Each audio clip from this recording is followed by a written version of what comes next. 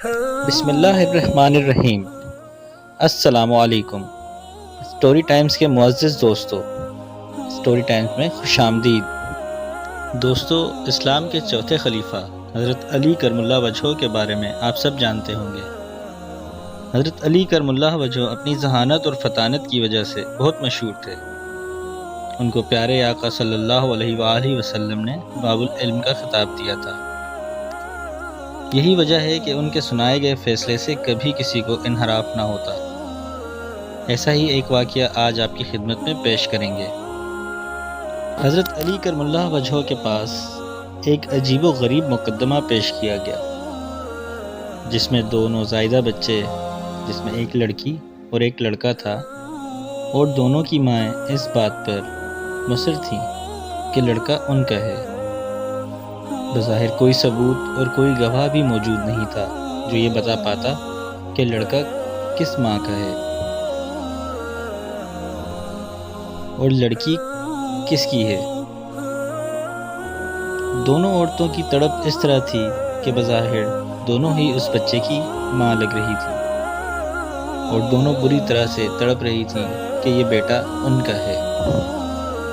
وہاں موجود تمام شرکاء اور حاضرین کی نگاہیں حضرت علی کرم اللہ وجہہ کی طرف تھیں کہ آپ اس مقدمے کا کیا فیصلہ کرتے ہیں، کیونکہ ہر مقدمے کے لیے اور اس کے فیصلے کے لیے گواہوں کا موجود ہونا ضروری ہوتا ہے، یا کوئی ایسا ثبوت جو اس دعویٰ کو ثابت کر سکے کہ مدعی کا دعویٰ بالکل ٹھیک ہے۔ بظاہر تو یہ بہت ہی پیچیدہ اور الجھا دینے والا مسئلہ تھا، لیکن حضرت علی رضی اللہ عنہ کی ذہانت کے سامنے یہ کچھ بھی نہیں تھا۔ اب تمام شرکاء اور حاضرین اور مدعی مقدمہ سب کی نگاہیں حضرت علی کی طرف ہو چکی تھی۔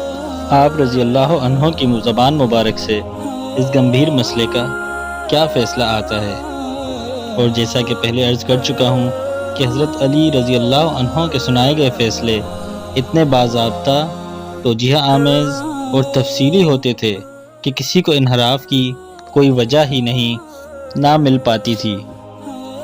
ان کے کیے گئے فیصلے دماغ آسانی سے تسلیم کرتا تھا، کیونکہ ان فیصلوں میں کوئی سقم یا غلطی کا کوئی پہلو ہی نہیں ہوتا تھا۔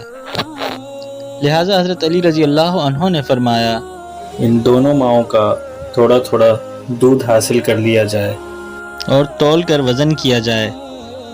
جس کا دودھ بھاری ہوگا یہ لڑکا اسی کا ہوگا، کیونکہ اللہ پاک نے مرد کا حصہ زیادہ مقرر کیا ہے، اور اسی لحاظ سے اس کی خوراک کا انتظام بھی اس کی ماں کے ذریعے زیادہ ہی مہیا کیا ہوگا۔